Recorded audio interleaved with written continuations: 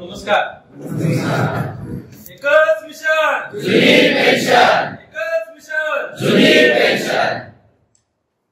आज या ठिकाणी पुणे विभागीय वोट फॉर ओपीएस तथा नेतृत्व विकास प्रशिक्षण या निमित्तानं पुणे विभागामध्ये उपस्थित सर्वांचं प्रथमतः सांगली जिल्ह्याच्या वतीने सहर्ष स्वागत करतो. व्यासपीठावर उपस्थित असणारे सर्व मान्यवर, आमचे मार्गदर्शक आणि पुणे विभागाचे विभागीय अध्यक्ष सागर खाडे सर, कोल्हापूरचे जिल्हा अध्यक्ष मंगेश धनवडे सर, सगळ्यात महत्वाचं ज्यांची कार्यशाळा आपण ऐकण्यासाठी आणि आपण मार्गदर्शन घेण्यासाठी या ठिकाणी उपस्थित आहे. खरोखर एक चळवळीतला कार्यकर्ता. वोट फॉर ओपीएस हे पुस्तक आपण वाचलं असेल. अतिशय कमी शब्दांत आशय ज्यांनी समजावून सांगितलं अशा चळवळीतील कार्यकर्ते आमचे मार्गदर्शक जितेंद्र फापाडे सर, सोलापूरचे जिल्हा अध्यक्ष ज्यांचा वाढदिवस आत्ताच आपण साजरा केला, राम शिंदे सर, मूळचे ते सांगली जिल्ह्याचेच आहेत आणि विशेष सोलापूरमध्ये जाऊन सुद्धा एक अतिशय धडाडीचं काम प्रशांत लंबे सारखा भाऊ त्यांच्या पाठीचे असल्या कारणानं ताकदीने ते त्या ठिकाणी करत आहेत. त्यांना माझ्या वतीने सुद्धा पुन्हा एकदा वाढदिवसाच्या शुभेच्छा देतो आणि निश्चितपणानं आम्हा सगळ्यांना आनंद आहे की सांगलीच्या भूमिपुत्राचा त्याच्या जन्मभूमीमध्ये, कर्मभूमीमध्ये तर कायम करतेच, पण जन्मभूमीमध्ये आज विभागातल्या सगळ्या लोकांच्या साक्षीने वाढदिवस साजरा आपण सगळेजण करतोय. त्याचा विशेषतः या ठिकाणी स्वागत करतो. त्याचबरोबर या ठिकाणी उपस्थित असणारे काशीद सर असतील, सांगलीत ज्यांनी काम केलं, साताऱ्यात जाऊन सरचिटणीस आणि आता प्रभारी जिल्हाध्यक्ष म्हणून काम करतात त्यांचे मित्र अविनाश करपे सर आहेत, वारे सर संघटनेच्या पहिल्या दिवसापासून संतोष गदादे सरांच्या पाठीशी असणारा एक खंबीर नेतृत्व आणि माझं अनावधान राहिलं पुणे जिल्हा अध्यक्ष आणि आमचे मित्र, अतिशय धडाडीचा, आवाजही कणकर आणि कामही कणकर असणारा एक व्यक्तिमत्व संतोष गदादे सर. त्याचबरोबर आमचे मित्र आणि सांगलीमध्ये नव्याने बदलून आलेले आणि आता जिल्ह्याच्या उपाध्यक्षपदाची जबाबदारी घेतलेले चव्हाण सर. आमच्या सगळ्यांच्या जरी पाठीमाग बसला असला तरी माणूस जो धडाडीनं काम करतो आणि सोलापूरमध्ये एक वेगळी असणारी, वेगळी ओळख असणारा माणूस म्हणजे काळे सर. प्रत्येक म्हणजे पहिल्या संघटनेच्या सुरुवातीच्या काळापासून मी बघतो आणि कुठेही काही जर अडचण आली, काही लांब जाताना काही गोष्टी आपल्याला अडचणी आल्या तर मी निश्चितपणाने त्यांना फोन करतोय आणि लगेच त्या ठिकाणी मार्ग काढणारे असे काळे सर. सांगलीमध्ये काम करून कोल्हापूरमध्ये गेलेल्या, सांगली महिला प्रमुख म्हणून पण काम केलं आणि कोल्हापूरमध्ये जाऊन सुद्धा महिला आघाडीची ज्यांनी जबाबदारी सांभाळली, नागपूरमध्ये मोठ्या संख्येनं महिलांना नेण्यासाठी प्रेरित केलं ते आमच्या भगिनी आरती बुवा मॅडम. त्याचबरोबर या ठिकाणी साताराहून आलेल्या आमच्या भगिनी सांगलीच्या सरचिटणीस नूतन फरीद मॅडम. त्याचबरोबर या ठिकाणी उपस्थित असणारे वेगवेगळ्या तालुक्यातून अतिशय सगळी मोठी माणसं तुम्ही या ठिकाणी, त्यामुळे आता प्रत्येकाचं नाव घेणं शक्य नाही. स्टेजवरच्या सर्वांचंच नामोल्लेख केलाय. प्रशांत लंबे सर आणि सर्व मित्रमंडळी, खाली त्या ठिकाणी उपस्थित असणारे ज्यांच्या जीवावरी संघटना चालते ते सगळे तालुक्याध्यक्ष, आमच्या रियाजबाई सारख्या तालुक्याध्यक्ष अतिशय पाठीमागे बसलाय. पण काम बघितलं तर भेटीची संख्या बघितली मंत्र्यांची, क्रम बघितला तर आपल्याला लक्षात येते की किती मोठं काम आहे. अशी सगळे वेगवेगळ्या जिल्ह्यातून आलेले सर्व तालुकाध्यक्ष, विशेष करून कौतुक करावं वाटतं की महिला भगिनी या ठिकाणी उपस्थित आहेत. कारण जिल्हा ओलांडून एखाद्या कार्यशाळेसाठी येणं खूप कठीण बाब असतं. तसंच सांगलीमध्ये सुद्धा आमच्या भगिनी या ठिकाणी उपस्थित आहेत.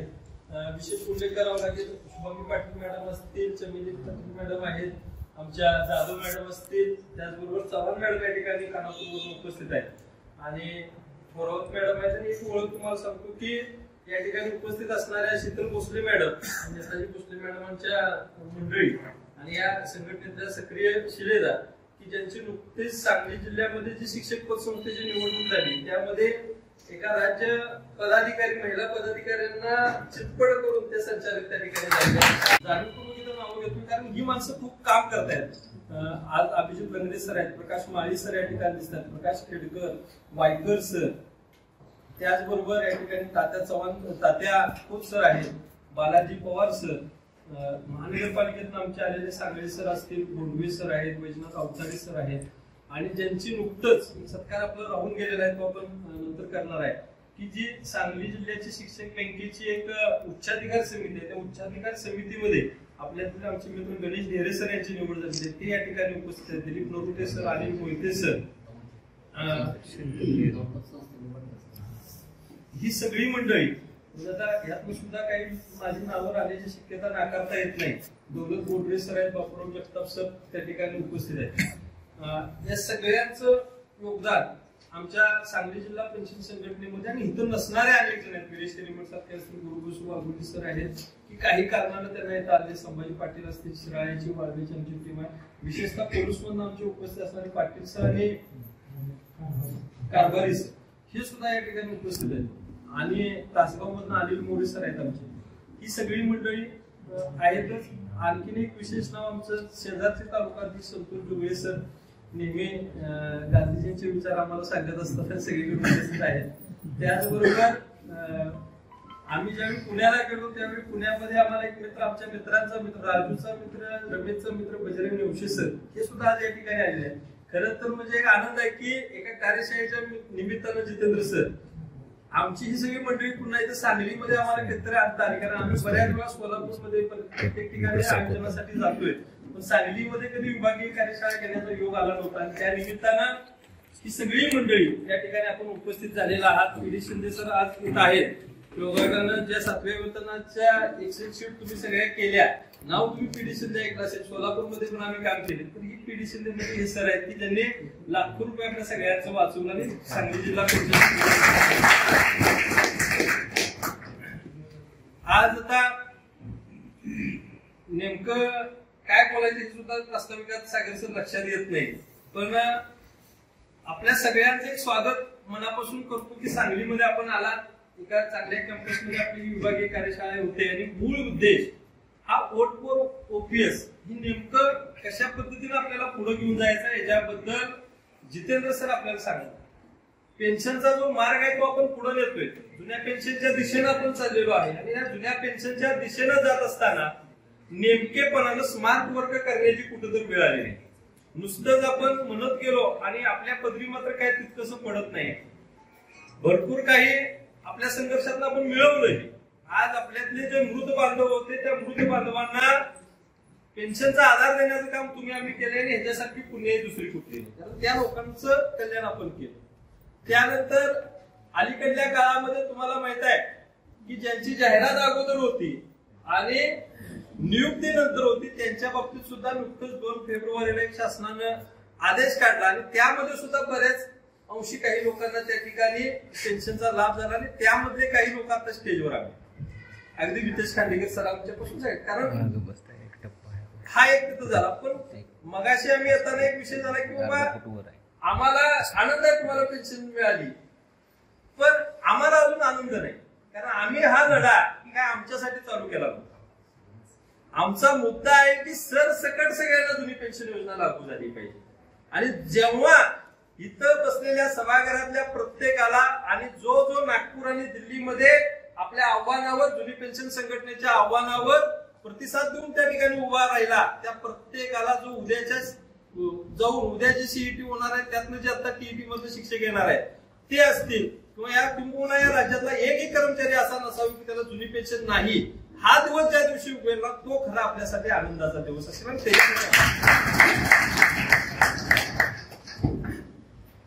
काही गोष्टी ओघाने येत जात असतात, त्या घेत जायच्या असतात, पण त्या मिळाल्या म्हणून समाधानी म्हणून जर आपण थांबलो तर मग आपल्यासारखे स्वार्थी कोण नसेल.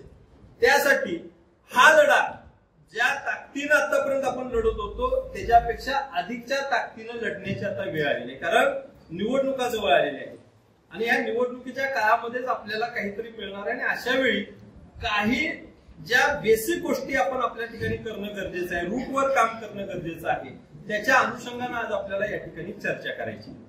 त्याचबरोबर या ठिकाणी संघटनेनं आपल्याला काय दिलं काय नाही, किंवा काही लोक निगेटिव्ह पॉझिटिव्ह मतं व्यक्त करत असतात, त्याच्या दृष्टीने सुद्धा आपण काय केलं पाहिजे याबद्दल सुद्धा पुणे विभाग म्हणून आपली काय भूमिका आहे याबाबत सुद्धा आपण विचार केला पाहिजे, कारण राज्याचं शिक्षण संचालक कार्यालय असू दे किंवा शिक्षण आयुक्त कार्यालय असू दे ते पुण्यामध्ये आहे आणि सागर काळे सरांच्या सारखा एक चांगला जो रत्नागिरीचं जिल्हाध्यक्ष म्हणून काम केलंय, सांगलीची संघटना मजबूत करण्याचं काम ज्या शिलेदाराने केले ते आज पुणे विभागीय अध्यक्ष पदावर आहेत, तर त्यांच्या नेतृत्वात काशीद सर आहेत, ही सगळी टीम आहे विभागाची, ह्यांना सुद्धा पाठबळ देणं ह्या 5 जिल्ह्याचं काम आहे आणि त्यांच्या पाठीमागे ताकद उभा करून विभाग स्तरावरले जे प्रश्न प्रलंबित आहेत पेन्शनच्या सोबत ते सोडवण्यासाठी सुद्धा येणाऱ्या काळामध्ये ह्या लोकांना ताकद देण्याचं काम सर्व जिल्हाध्यक्ष असतील आणि सर्व जिल्हा संघटनांनी करणं तितकंच गरजेचं आहे.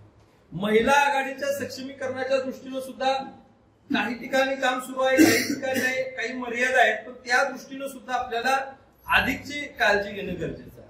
तालुका अध्यक्ष हा सगळ्यात महत्वाचा घटक आहे. आज मिरजेमध्ये आम्ही असो, त्या ठिकाणी खानापूरमध्ये असो, जतमध्ये असो, ही सगळी मंडळी 10 ठिकाणी तालुका अध्यक्ष अतिशय चांगल्या पद्धतीने काम करत असतात. तर त्यांच्या बाबतीत त्यांना कशा पद्धतीने अधिक स्कोप देता येईल आणि आपल्याला प्रत्येक केंद्रापर्यंतचा कार्यकर्ता उद्याच्याच मोहिमेमध्ये आपल्या कसा सहभागी होईल याच्यासाठी सुद्धा आपण नियोजन करणं गरजेचं आहे. आपल्यामध्ये काही दोष असतील, समजा अमोल शिंदेचं कुणाला पटत नसेल, कुणाला सागर काळेचं पटत नसेल, तर तो बोलण्याचा प्रत्येकाला अधिकार आहे आणि त्यांचं बोलणं ऐकून ती सुधारणा करण्याची जी भावना आहे ती आपल्या सगळ्या नेतृत्वात असणं गरजेचं आहे. त्या दृष्टिकोनातनं कुठंतरी आपण ते बोलणं गरजेचं आहे. तर ते व्यासपीठ घ्या की त्या ठिकाणी आपण ह्या ठिकाणी अशा ठिकाणी आल्यानंतर अनौपचारिक पद्धतीने असेल, औपचारिक पद्धतीने असेल ते बोललं पाहिजे. आपल्या चुका जर आपण पांघरून घालून जाऊन जर म्हणू लागलो की यस आपण सगळंच मिळवले, तर मग आपण गाफील राहू. त्या दृष्टिकोनानं सुद्धा आजच्या या कार्यशाळेमधून आपल्याला बऱ्याच गोष्टी त्या ठिकाणी मिळतील असं मला वाटतंय. अधिकचा वेळ या निमित्तानं न घेता, कारण आपल्याला महत्वाच्या विषयाकडे जायचं आहे आणि या स्वागत प्रास्ताविकानंतर 1-2 मिनिटात जिल्हाध्यक्षांची मनोगत होतील आणि त्यानंतर आपल्या सगळ्यांच्या भोजनाची सुद्धा व्यवस्था या ठिकाणी केलेली आहे. आपण ते भोजन करणार आहे. त्यानंतर सगळा डायस हा आपण कोणाकडे देणार आहे, जितेंद्र सरांच्याकडे देणार आहे. आपण सगळेजण त्या ठिकाणी बसून त्या कार्यशाळेमध्ये सहभागी होणार आहोत. तर ही कार्यशाळा पूर्ण आपण सगळ्यांनी थांबावं, नाहीतर 3 वाजता माझं इकडे काम आहे, पाहुण्याकडे आलोय, पुण्यात आलोय, तुमची यथोचित आज राहण्याची सुद्धा व्यवस्था सांगली जिल्हा कार्यकारिणी त्या ठिकाणी करेल. त्यामुळे तुम्ही कुठलीही गडबड न करता 3चं 5 वाजू द्या, खेळी मिळणं बोलू करून निवांत थांबू. आजचा दिवस संघटनेसाठी आणि सांगली जिल्हा पेन्शन संघटनेसाठी सगळ्यांनी द्यावा. रामचा वाढदिवस आहे, रामला सोलापूरला जायचं असणार, पण तरी सुद्धा आज, कारण ते पहिल्यांदा नाहीच म्हणत होते, पण म्हटलं की यायलाच लागते, नाही तर मग कॅन्सल करा म्हणून मी सांगितलं होतं. जर राम येत नसला तर मग आजची आपण कार्यशाळा कॅन्सल करू. मला माहित नव्हतं वाढदिवस आहे त्यांचा, सकाळी कळालं वाढदिवस आहे. तर सगळ्यांचं पुन्हा एकदा स्वागत. सांगली जिल्ह्यामध्ये आपल्या सर्वांचं स्वागत करतो आणि एक मुद्दा या ठिकाणी क्लिअर करू इच्छितो. आता युट्यूब लाईव्ह असल्यामुळे काही गोष्टी बोलायला पण मर्यादा येते, तर एक मुद्दा सारखा आता चर्चेला येतो की ह्यांना पेन्शन झाल्याने हिने कशाला, ह्यांना काय पोटतिडीत राहिल्या का नाही, आणि मग त्यांच्यासाठी काही बोलणं गरजेचं आहे की मुळात मला सांगा 2014 पासून 2023 पर्यंत घ्या म्हणतो तुम्ही कोण पद घेता येते आणि अजूनही आम्हाला हाऊस नाही. आजच आम्ही या ठिकाणी डिक्लेअर करतो की मी स्वतः वैयक्तिक माझ्या जिल्हाध्यक्ष पदाचा राजीनामा विभागीय अध्यक्षांच्याकडे देतो. नव्यानं कुणी काम करायचं तर करावं, ताकदीनं करावं. कारण काम माहित आहे का, नुसतं लुटूपुटूची लढाई नाही, 1-2 दिवसासाठी आपण आलेलो नाही. आम्ही ज्यावेळी 2014ला संघर्ष चालू केला त्यावेळी आम्हाला स्वप्नात सुद्धा माहित नव्हतं की या गोष्टी काय होणार आहेत पुढे जाऊन. जर आम्हाला हेच उद्योग करायचे असते तर आम्ही ज्यावेळी कोर्टात गेलो त्यावेळी अनेक ठिकाणचे 1000-500 लोक गोळा करून कोर्टात घालून पैसे काढले असते त्यांच्याकडनं. 4च लोक कोर्टात गेलो, 4च लोकांचा निर्णय करून आणला आणि आज शासनाला हे निर्णय घेणं भाग पडलं पुढे जाऊन. आता ह्या लोकांना पेन्शन झाली म्हणजे यांचा विषय संपला, त्यांच्यासाठीच ते काम करत होते. एवढा जर स्वार्थी हेतू असता लोकांचा तर एवढं कुटुंब घर दार सोडून या लोकांना पळावं लागलं नसतं, जावं लागलं नसतं. तेवढी पेन्शनची गरज नसणारी सुद्धा अनेक लोक आपल्यामध्ये आहेत, त्यांना गरज नाही, पण आपला अधिकार आहे म्हणून आपण लढू. तर या ठिकाणी हा जो टप्पा आलेला आहे त्या टप्प्यावर निश्चितपणानं नवीन नेतृत्वाला संधी देण्याची आमची 100% धारणा आहे. त्या पद्धतीनं, आणि ह्याचा अर्थ असा नाही की कुठंतरी आम्ही एक बॅकफुटवर जाऊ, घरात बसू, काम करणार नाही. आता करतोय त्याच्या 5 पटीने करू, कारण आमचं कुटुंब सेफ झालं आहे. 100% जाणीव आहे. त्यामुळं आम्हाला जी जादाची बचत सगळेजण एक 500 रुपये घालत असतील तर आम्ही त्या ठिकाणी 2-4 हजार घालायला सुद्धा तयार आहे. दिल्लीच नव्हा आणि कुठं पाहिजे तिथं आंदोलनाला सगळ्याच्या पुढं असू सगळं करू. पण काही गडी असे आहेत की घरात बेडवर बसायचं आणि टिकल्या टाकायच्या की वितेश खांडेकर काय करतोय, अमोल शिंदे काय करतोय, का तू कुठं बसून काय करतोयस हे बघणार. ह्यानं घरात बसायचं, बेडवर झोपून टाकायचं की ह्यानं असं केलं त्यानं तसं केलं, मापं काढायची. तर आपल्या सगळ्या लोकांनी सुद्धा अशा लोकांच्या प्रश्नाला उत्तर देण्याची गरज नाही. पण आपण सगळ्यांनी या गोष्टी समजून घेणं गरजेचं आहे की एखादं नेतृत्व एका दिवसात निर्माण होत नसतं. त्याला अनेक संघर्ष करावे लागतात. माणसं बदलून त्या ठिकाणी आपण दुसरी केली आणि पुन्हा फळी बसवायला पुन्हा 10 वर्ष घालवायचे आहेत का आपल्याला. तर आता आपल्याला हा संघर्ष जास्त काळ न वाढवता लवकरात लवकर कसं आपल्या पदरात पडेल आणि त्या दृष्टिकोनातनं सध्या जी एक कमिटी बसवली होती त्या कमिटीनं जो अहवाल दिलेला आहे त्या अहवालामधनं काय आपल्याला प्राप्त होणार आहे, आणखीन काय आपल्या पदरामध्ये पडणार आहे का आणि ते कसं टप्प्याटप्प्याने वाढवत जाऊ. कारण आज जितेंद्र सरांना मी पुन्हा बोलू शकत नाही, पण एक विषय मी आता इथं माझ्या मनात जी शंका आहे ती मांडणार आहे की त्यांनी त्यांच्या वक्तव्यामध्ये ती क्लिअर करतील की वोट फॉर ओपीएस म्हणून आपण जात असताना ज्या राज्यामध्ये जुनी पेन्शन योजना लागू केली त्या राज्यामध्ये मात्र सरकार बदलली. मग आज आम्ही इथं खाली ग्राउंडवर उतरून ज्यावेळी सांगू की वोट फॉर ओपीएस हे सरकार देत नाही तर जे देणारं सरकार आपल्याला आणायचं आहे, तर ह्याच्यावर विश्वास ठेवून काम केल्यानंतर भविष्यामध्ये खरंच तो बदल त्या ठिकाणी होणार आहे का आहे याच्याकडनंच आपल्याला बदलून ही योजना घ्यायची आहे, कशा पद्धतीने पुढे जायचं आहे, राज्याचं त्याबद्दलचं काय मार्गदर्शन आहे, या सुद्धा गोष्टी त्या ठिकाणी क्लिअर होणं आणि आम्हाला त्याच्याबद्दल मार्गदर्शन त्या ठिकाणी व्हावं. कारण ह्या सगळ्यांचं हा माझ्या मनात नाही, अनेकांच्या मनात ते वाटतंय ते तुमच्यापर्यंत पोहोचवणं माझं कर्तव्य आहे. तर ह्या सगळ्या गोष्टी इथं आपण सगळं एकमेकांची मतं ज्यावेळी ऐकून घेतो, पण ह्या डायसमधून बाहेर पडताना आपण सगळ्यांनी एक ठरवून गेलं पाहिजे की जुनी पेन्शन हा माझा अधिकार आहे आणि तो मी कसल्याही परिस्थितीत मिळवणार आहे. तो कोणी द्यायची गरज नाही, तो मी घेणारच आहे. आणि ज्या दिवशी तुमच्या मनात असेल, मी काय म्हणतो बघा, आपण सगळेजण काम करतोय पण यातल्या 80% लोकांना मिळते का नाही वाटतं. पण 20% लोक ज्यांनी सुरुवात संघटनेची केली त्यांच्या मनात 100% होतं की काय जरी झालं तरी आम्ही रिटायर होताना जुनी पेन्शन घेतल्याशिवाय रिटायर होणार नाही. आणि त्या सगळ्या लोकांना आणि ती आवाजात पळत होती. बघा नावं जर मी सांगितली तर तुम्हाला वितेश खांडेकर असेल, विष्णू आडे, गोविंद करकिले, राम शिंदे, संतोष गदादे, अमोल शिंदे, असे अनेक नाव आहेत राज्यभरात की ज्यांनी शेगावपासून आजपर्यंत थांबले नाहीत. ते किती पण लढा झाला काय झाला त्यांच्या मनामध्ये निर्धार होता काय जरी झालं तर सुट्टी नाही, आम्ही ते घेणार. अनेक जण म्हणतो असं कुठं होतंय का, मिळतंय का, तर मिळत गेले. आणि आता तुम्ही सुद्धा असं म्हणायचे कारण नाही किंवा आम्ही सुद्धा म्हणायचे नाही अजून गॅस मिळालं म्हणजे आम्हाला अरे त्यांच्या बापाला द्यावं लागेल. फक्त तुमच्या मनामध्ये तो निर्धार आणि आपल्या मनामध्ये जर निर्धार नसेल ना आपण विचार केला पाहिजे तेवढ्या मोठ्या पद्धतीनं त्याच्यासाठी त्याग देण्याचा. आपण एक ठरवू देणारा काय देणार आहे आम्हाला माहित नाही. आम्ही जोपर्यंत जुनी पेन्शन मिळत नाही तोपर्यंत सेवानिवृत्त होत नसतो हे आपण खून मनाशी बाळगूया आणि तोपर्यंत लढायची तयारी आपण ठेवूया. आणि शेवटच्या क्षणापर्यंत आपण सगळेजण ज्या ताकदीनं आणि ह्या ज्या मध्ये एक सगळ्यात मोठी आपली अडचण असते बघा की ज्या ज्या जिल्ह्यामध्ये शिक्षक बँक असेल, शिक्षक पतसंस्था असतील किंवा ह्या सगळ्या गोष्टी ह्या काही अंशी पॉझिटिव्ह पण आहेत, काही अंशी निगेटिव्ह पण आहेत. संघटनेला विरोध हा ह्यातनं होत असतो की बाबा हा बँकेला उभा राहायला लागला मग तो तिथं जातोय हे जातोय. ह्या सगळ्या छोटे एम्स आहेत, काही नाही त्यामध्ये. आता आम्ही जाऊन बघतोय तिथं काय आहे काय नाही काय फक्त हा आपल्या मनाचा समाधान आहे. एक लेबल आहे की आपल्याला एक जनमान्यता मिळते तिथं बाबा की निवडून आला तुम्ही. तर ह्या सगळ्या गोष्टी आपण एक लक्षात ठेवू की ह्या सगळ्या बाजूला उद्याच्याला स्वप्नील मंडळाला वाटलं की अमोल शिंदे बँकेच्या चुकीची भूमिका घेतोय, स्वप्नील मंडळाने तिथं आमच्या विरोधात भूमिका घ्यावी. आपण त्याच्याबद्दल अमोल शिंदेला खंत मानायची गरज नाही. लोक ठरवतील तिथं की हा योग्य काय तो अयोग्य आहे, लोकांचं मत मानू. पण पेन्शन मध्ये पुन्हा तिथं तो विरोधी भूमिका घेतली म्हणून इथं काहीतरी वेगळी अशी भूमिका आपल्याला कुठल्याही कार्यकर्त्याने घेता कामा नये आणि त्याची खबरदारी आपण बाळगली पाहिजे. आपण संकुचित होऊन चालणार नाही, आपल्याला खूप व्यापक दृष्टी घेऊन जावं लागेल. प्रत्येकाला जग हे आपल्या चष्म्यात दिसायला लागले की हे एवढ्यासाठीच करतोय तेवढ्यासाठीच करतोय अमुक अमक्यासाठीच. असं होत नसतंय. जुनी पेन्शन संघटना ही खूप मोठी ताकद आहे आणि राज्यभर सिद्ध झालेली आहे. इथून पुढे सुद्धा होणार आहे. जो या संघटनेत येणार आहे त्याच्या सगळ्यांच्या आकांक्षा पूर्ण होतील, पण त्याचं प्रामाणिक मत हे जुन्या पेन्शनच्या बाबतीत पाहिजे. आणि ज्याचं जुन्या पेन्शनच्या बाबतीत डिवोशन नाही आणि दुसरी स्वप्न घेऊन तुम्ही येत असाल तर ती कधीही पूर्ण होणार नाही. त्यासाठी आपण सगळ्यांनी जुन्या पेन्शनच्या दिशेने पुढे जाऊया. माझं प्रास्ताविक लांबले मला माहित आहे, पण काय आहे की आपल्या जिल्ह्यात लोकांना तर काही गोष्टी पुन्हा आता इथून मला संधी मिळणार नाही याची मला जाणीव आहे. एक विशेष उल्लेख या ठिकाणी राहिला, इथं आमचे मित्र बापू दाभाडे सर या ठिकाणी उपस्थित आहेत, त्याचबरोबर कलीम नदाब सर या ठिकाणी उपस्थित आहेत. माध्यमिक विभागाची आपल्या संघटनेची जबाबदारी ते या ठिकाणी घेत आहेत. त्यांचंही मनापासून या ठिकाणी स्वागत करतो. पुन्हा एकदा आपल्या सर्वांचं स्वागत करतो आणि मी माझं वाटतं लांबलेलं प्रश्न थांबवतो. धन्यवाद अमोल सर.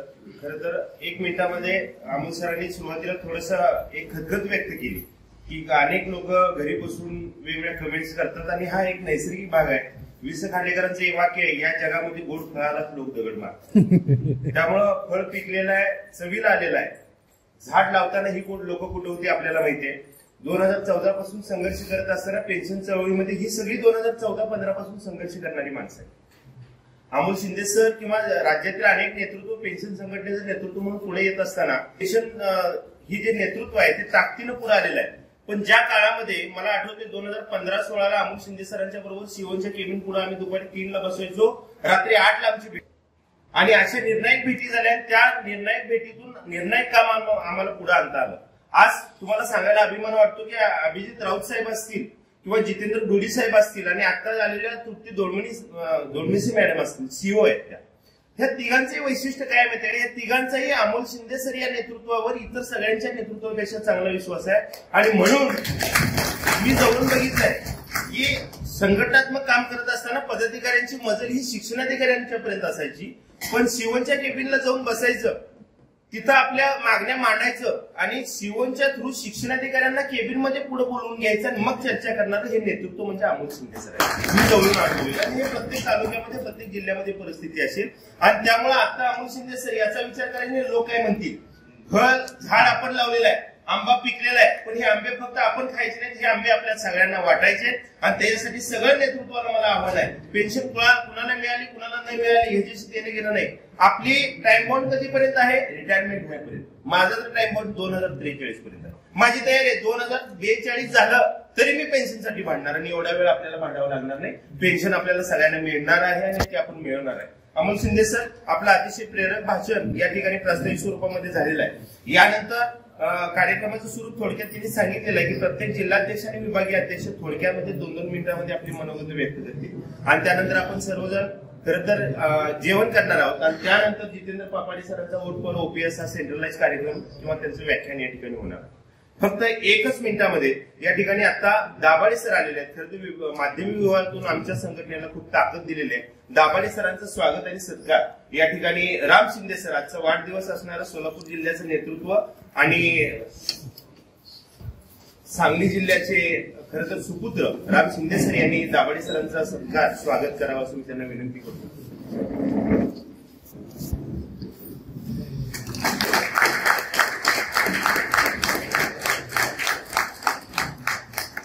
आणि यानंतर प्रत्येक जिल्ह्याच्या जिल्हाध्यक्षांना 2-2 मिनिटांमध्ये आपलं मनोगत व्यक्त करायचं. राम शिंदे सर आता उठलेच आहे तर तुम्ही या. आपण या ठिकाणी राम शिंदे सरांना मी विनंती करतो त्यांनी या सभेला मार्गदर्शन करावं.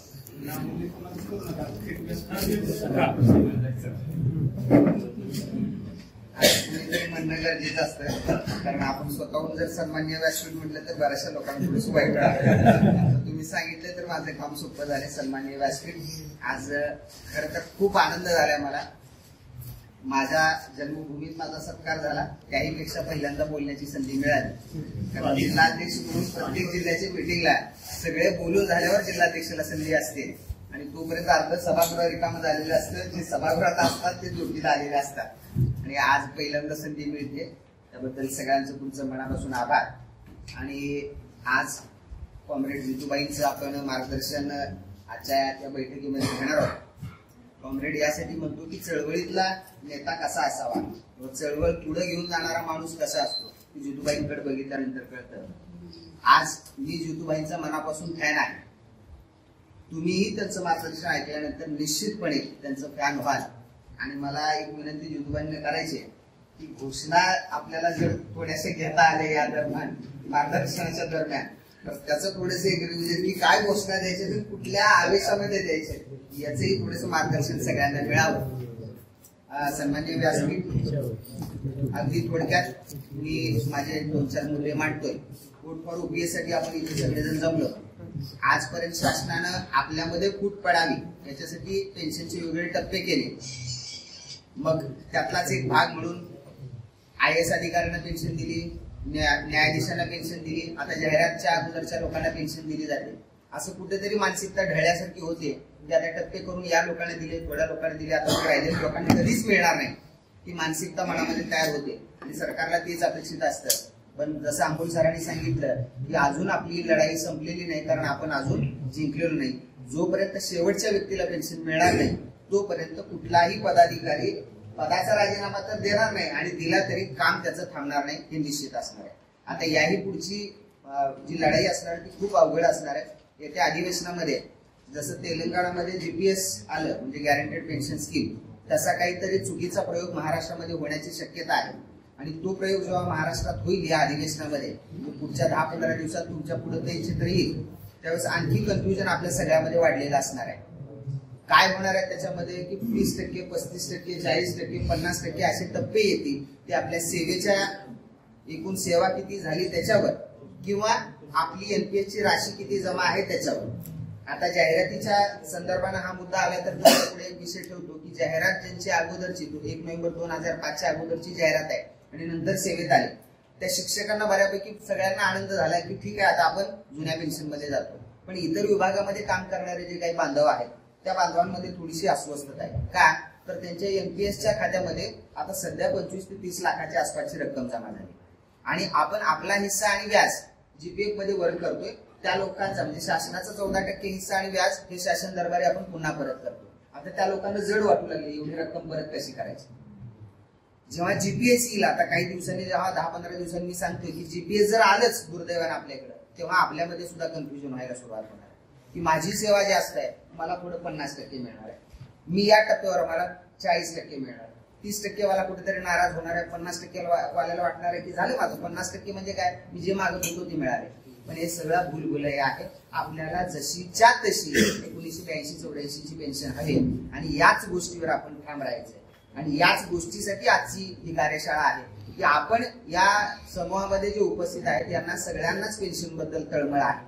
आणि एवढ्या लोकांना जरी आजचा हा विषय समजला तर निश्चितपणे पुणे विभागामध्ये या सगळ्या गोष्टीचा प्रचार प्रसार होणार आहे. आणि ज्या गोष्टी गरजेच्या आहेत की नेतृत्व म्हणून आपण आपल्या बांधवांबरोबर काम करत असताना त्या बांधवांना काय चुकीचं आहे काय बरोबर आहे, त्याचं काय कशात फायदा आहे कशात तोटा आहे हे सांगणं गरजेचं आहे. 2015ला जेव्हा या लढ्याची सुरुवात झाली त्यावेळेस बरीचशी मानसिकता अशी होती, हे वाक्य वारंवार आपण ऐकलंय की आपल्याला पेन्शन आता काय मिळत नसते, पेन्शनची ट्रेंड फार पुढे गेलेली आहे. पण हे असं म्हणणारीच लोक आज आपल्याला पेन्शन देत आहेत. कधीच पेन्शन मिळत नाही असं म्हणणारी लोक आज पेन्शन द्यायला तयार झालेली आहे. त्यामुळे निश्चितपणे 2024च्या या निवडणुकीच्या रणसंग्रामामध्ये आपल्या सगळ्यांच्या पदरामध्ये आपला पेन्शनचा हक्क पुन्हा एकदा मिळणार आहे. त्यामुळे आपण सगळ्यांनी पुन्हा एकदा लढायला सज्ज राहूया. फारसा वेळ तुमचा घेणार नाही. आज माझे फार लाड सांगली जिल्ह्यामध्ये पुरवले गेले त्याबद्दल पुन्हा एकदा मी सगळ्यांचा आभारी आहे.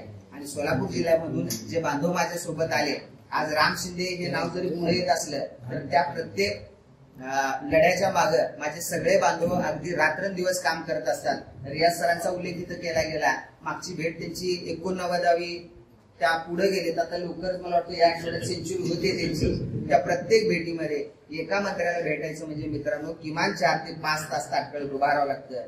मागे फडणवीस साहेबांची भेट घेतली, त्यांना कस्टडीमध्ये घेतलं होतं की फडणवीस साहेबांची भेट घेताना प्रोटोकॉल तोडून कुठली अपॉइंटमेंट न घेता डायरेक्ट कसे काय आले ते. आणि तसाही सगळ्या प्रसंग अनुभवून सुद्धा तो माणूस न थांबता न थकता प्रत्येक मंत्र्याला आमदारांना निवेदन देतो. आणि फक्त निवेदन देऊन फोटो काढत नाही तर त्यांना ठणकावून सांगतो की आम्ही वोट फॉर ओपीएस ची भूमिका घेतलेली आहे, जर तुम्ही पेन्शन देणार नसाल तर आम्ही तुम्हाला मारतो. त्यामुळं सन्माननीय व्यासपीठाला विनंती करतोय, आयोजकांना विनंती करतोय की सोलापूर जिल्ह्यातून त्यांना 2 मिनिट बोलण्याची आपण संधी द्यावी की काय वोट फॉर ओपीएस मध्ये ते मागतायत. जर आपल्याला वाटत असेल की अजून काय बदल करणं गरजेचं आहे तर त्यांना आपण सूचित करावं, जेणेकरून सगळ्या महाराष्ट्रातलं अख्खं मंत्रिमंडळ पंढरपूरमध्ये येतं आणि ते करेक्ट कार्यक्रम त्यांचा ते करत असतात. त्याचबरोबर सांगोला टीम असेल, माझे आधारस्तंभ सन्माननीय किरण सर असतील, प्रशांत सर असतील, ही सगळी मंडळी रात्रंदिवस सोलापूरमध्ये झटत असतात शिक्षणाच्या प्रत्येक कामामध्ये. मग जिल्हा परिषदेचं काम असो, अगदी त्यांचं घरगुती काम असो, तर प्रत्येक कामामध्ये ती मदत करत असतात आणि यातूनच पुढे कुठेतरी हा लढा जात असतो. फक्त पेन्शन टू पेन्शन, अधिवेशन तो अधिवेशन, मग आपण मुंबई अधिवेशनाला जायचंय, चलो मुंबई, नागपूरला जायचंय, चलो नागपूर म्हणून लोक येत नसतात. तर लोकांची दैनंदिन जी कामं आहेत त्या प्रत्येक कामात त्याच्या मदतीला संघटना उतरली पाहिजे, तरच मुंबई आणि नागपूरला गर्दी वाढत असते. हल्लीच्या 2-3 वर्षामध्ये बघतोय आपण मुंबईचे मोर्चे किंवा नागपूरचे मोर्चे हे लाखोच्या संख्येने होत आहेत. 3-3 लाख 4-4 लाख मोर्चे आपल्याकडे निघतायत. एवढी संख्या का वाढते? कारण संघटना आपली तळागाळात पोहोचली. प्रत्येक शिक्षकाचं काम आपण करतोय, फक्त डीसीडीएस धारक म्हणून नाही तर सिनियर शिक्षकांचंही आपण काम करतोय. आणि एक तुम्ही ऑब्झर्वेशन करत असाल तर डीसीडीएस धारक शिक्षकांपेक्षा सिनियर शिक्षकांचं प्रेम आपल्या संघटनेवरती असतं. कारण त्यांनाही वाटतं कुठेतरी या तरुण मुलांना पेन्शन मिळाली पाहिजे आणि तरुण मुलं सुद्धा त्या प्रत्येक सिनियर बांधवांच्या कामासाठी झटत असतो. हेच ऋणानुबंध आपल्याला कायम ठेवायचे. संघटनेमध्ये लढा लढत असताना आपली वज्रमुठ फार मोठी गरजेची आहे आणि या सगळ्या बांधवांना एकत्र करून आपण पुढचा लढा लढूया. बाकीचे सगळे मान्यवर आपल्याला मार्गदर्शन करतीलच. पुन्हा एकदा आभार मानतो आणि थांबतो. धन्यवाद. धन्यवाद राम शिंदे सर. यानंतर पुणे जिल्ह्याचे जिल्हाध्यक्ष आदरणीय संतोष गदादे सर यांना विनंती करतो आपण आपलं बोलू. आदरणीय व्यासपीठ, उपस्थित बंधू भगिनी, सर्वांसाठी पाहिलं तर कार्यक्रम उशिरा सुरू झाला आणि त्यामुळे थोडंसं आवृत्त घ्यावं लागतंय आणि अमोल सर बोलल्यानंतर काय बोलावं हा एक प्रश्न मनात निर्माण होतो. कारण अमोल सरांची होती भाषा आणि त्या भाषेला असणारी एक वेगळी धार आम्ही महाराष्ट्रात अनुभवतो.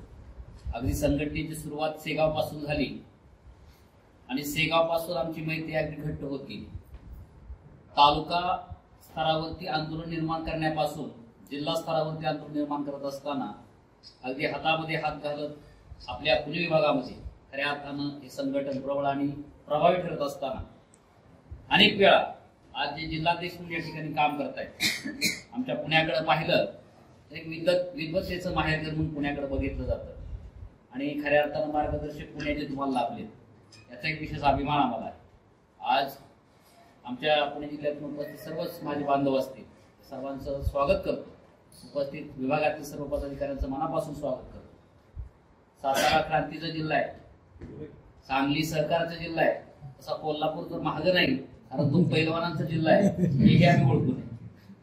आपल्या पश्चिम महाराष्ट्राकडे जर बघितलं, विभागामध्ये सर्वात प्रभावी संघटन या पश्चिम महाराष्ट्रामध्ये उभा करत असताना तुम्ही अनेक शिक्षक संघटना पाहता, अनेक चळवळी पाहता, अनेक वेगवेगळ्या कर्मचाऱ्यांच्या संघटना पाहता. पश्चिम महाराष्ट्रामध्ये एक वेगळी वलय आणि वेगळी ओळख असणारं ही महाराष्ट्राच्या जुनी पेन्शन संघटना आहे.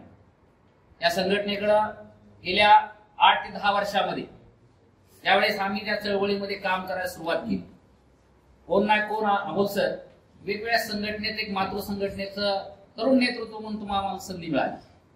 ही संधी स्वीकारत असताना तुमच्या माझ्या मनामध्ये प्रश्न होता की भविष्यामध्ये जाऊन कुठेतरी काय मिळेल का. परंतु नकारात्मकता ज्याच्या मनामध्ये येते तो पहिल्यांदा आधी मनामध्ये हरतो आणि नंतर तो रणामध्ये हरतो. हा एक इतिहास. हा इतिहास आपल्या सर्वांच्या साक्षीने या ठिकाणी व्यक्त होत असताना मला सांगावं असं वाटतं की सुरुवात अशी होती की कुठलाही कार्यकर्ता, कुठलाही नेता ठामपणे सांगू शकत नव्हता की तुम्हाला पेन्शन मिळणार. परंतु अमोल सरांसारखी, माझ्यासारखी अशी कार्यकर्ते होते की पेन्शन घेऊनच थांबणार. आज अशी परिस्थिती झाली की देवालाही मागताना आम्ही ज्या तळमळतीने मागत होतो ते देवालाही देणं भाग पडलं. आपल्या राज्यातल्या जवळपास 6,000 आपल्या कर्मचाऱ्यांना जुनी पेन्शन योजना लागू झाली. ही योजना लागू होत असताना आम्हाला एकीकडे आनंद आहे, परंतु माझे अनेक बंधू भगिनी या पेन्शन पासून वंचित आहेत. यांच्यासाठी ही चळवळ थांबवून चालणार नाही. वारंवार आमचे सातत्यानं जिल्ह्याच्या, राज्याच्या बैठका होत असतात. या बैठकांमध्ये अगदी पदापासून बाजूला होण्याची सुद्धा अमोल सर आपण भावना त्या ठिकाणी व्यक्त करत असतो. परंतु जोपर्यंत सर्वच्या सर्व आमच्या बांधवांना पेन्शन लागू होत नाही तोपर्यंत माझ्यासारखा कार्यकर्ता जर ह्या चळवळीपासून दूर गेला तर नक्की त्या चळवळीचं खूप मोठं नुकसान होईल. पदे येतात जातात, कोण ताम्रपट घेऊन जन्माला येत नाही, परंतु तुमच्या माझ्यासाठी हे महत्वाचं आहे की चळवळ टिकली पाहिजे. जोपर्यंत ही चळवळ चालू आहे तोपर्यंत महाराष्ट्र शासनाला ही चळवळ बघून, आपली संख्या बघून, मी माझ्या माहितीप्रमाणे अगदी दिल्लीच्या रामलीला मैदानापासून हे अगदी कर्जतच्या बैठकीपर्यंत प्रत्येक ठिकाणी आम्ही त्या चळवळीमध्ये काम करतोय. त्या चळवळीमध्ये काम करत असताना लाखोंचे मोर्चे ज्यावेळेस महाराष्ट्रामध्ये धडकले जातात, दिल्लीमध्ये जर मोर्चा पाहिला, संघटनेनं आपल्याला काय दिलं यापेक्षा तुमच्यासारखी सोन्यासारखी माणसं दिली, हे काय कमी हो. ही जी माणसं मिळाली, एवढे मोठे मित्र मिळाले, मैत्रिणी मिळाल्या, एवढा सर्व समाज माझ्या बरोबर आहे, याचं जे भाग्य आहे ना कोणाचे नशीब नसतं. आज तुम्हाला सांगतो, संघटनेच्या जीवावरती फक्त काहीतरी मिळवायचं म्हणून ह्यातला कुठलाच कार्यकर्ता काम करत नाही. अगदी कोल्हापूरची माझी सुरुवात होती, शहावाडीमध्ये मी सुरुवात केली. अमोल सर, तुमच्या जिल्हा बँकेच्या नव्हे तर त्या जिल्ह्याच्या कलेक्टर ऑफिसवरती आपण ज्यावेळेस मोर्चे काढले, त्या मोर्चात सुद्धा मी एक घटक होतो. पुण्यामध्ये जिल्हाधिकारी कार्यालयावरती संप काळामध्ये जे मोर्चे काढले, हजारोच्या संख्येने ज्यावेळेस मोर्चे काढतो, त्यावेळेस माझ्या महाराष्ट्राच्या जुनी पेन्शन संघटनेचा खऱ्या अर्थानं दबदबा काय, माझा तरुण कार्यकर्ता प्रभावीपणे काम कसा करू शकतो, हे अख्ख्या जिल्ह्यातील माणसांनी पाहिलं आणि मग त्या संघटनेचं नाव मोठं झालं आणि खऱ्या अर्थानं ही चळवळ न थांबवता आज बघा, एकीकडे संघटनेला काही मिळत चाललेले. आज तुम्ही पाहता काही लोकांना पेन्शन मिळाली तरी ती लोक पेन्शन पासून जरी बाजूला झाली पाहता येत नाहीत आपल्याला. आज जिल्ह्यामध्ये किंवा कुठल्याही जिल्ह्यामध्ये थोडीशी एक नकारात्मक भावना लोकांच्या मनामध्ये असते. ही नकारात्मक भावना जर आपण बाजूला ठेवली तर त्यामध्ये की हे मिळत नसतं, हे होत नसतं, ह्या लोकांना आपल्याला बरोबर घ्यायचंय. त्याच्यानंतर दुसरा टप्पा असतो की त्यांच्यामध्ये एक उर्मी तयार झालेली असते की मला काहीतरी मिळेल. आणि तिसरा टप्पा असतो तो असा असतो की हे मला मिळणारच. आज ह्या टप्प्यामधली सगळी माणसे हे मला मिळणारच ह्या टप्प्यामध्ये आपण सर्वजण काम करताय. तुम्हाला जाऊन तालुका स्तरावरती, जिल्हा स्तरावरती काम करत असताना आपण शिक्षक म्हणून किंवा इतर कर्मचारी म्हणून छोटी छोटी कामं सातत्यानं करत असतो. मग कोण त्याचं पब्लिसिटी करतं, कोण व्हॉट्सअपवरती टाकत असते पोस्ट, काही जण टाकत नाही. याचा अर्थ त्याचं काम थांबले असं होत नाही. तुम्हाला मला या बाबतीमध्ये येत्या काळामध्ये आज महाराष्ट्र सरकारचं अर्थसंकल्पीय अधिवेशन होत आहे, त्या दृष्टिकोनातून वोट फॉर ओपीएस हे जे कॅम्पेन आपण सर्वांच्या राज्य टीमच्या वतीने घेतलेलं आहे, यामध्ये आपल्या सर्वांना सहभाग घ्यायचा आहे. तुम्हाला मला लोकांपर्यंत पोहोचायचंय. तुम्हाला मला त्या विचाराने पुढे जाऊन सर्वांना माझ्या तळागाळातल्या प्रत्येक घटकाला पेन्शन लागू होईपर्यंत मी थांबणार नाही अशी शपथ घेऊन या ठिकाणी जायचंय.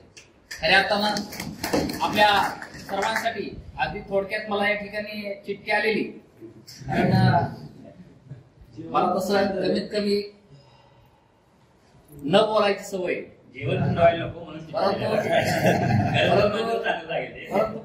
तुमच्या माहितीत सांगतो की आपल्या सर्वांनाच वेळेचे बंधन आहे, पाळलं पाहिजे. तुम्ही आम्ही सर्वांनी आज या बैठक करता उपस्थित दर्शवली. मला जाणीवपूर्वक या ठिकाणी नमूद करावं असं वाटतं, आज पुणे, सातारा, सांगली, सोलापूर, कोल्हापूर हे आपले पश्चिम महाराष्ट्रातील जे जिल्हे, या जिल्ह्यांमध्ये ही चळवळ अगदी तळागाळापर्यंत सर्वजण पोहोचू. ही चळवळ एक इतिहासाच्या रूपानं उद्या भविष्यामध्ये पेन्शनचा इतिहास ज्यावेळेस केला जाईल त्यावेळेस तुमची माझी सर्वांचीच या ठिकाणी सुवर्णाक्षराने नोंद घेतली जाईल. पेन्शनची टोपी बघितलं ना, रात्रीचं स्वप्न पडतं.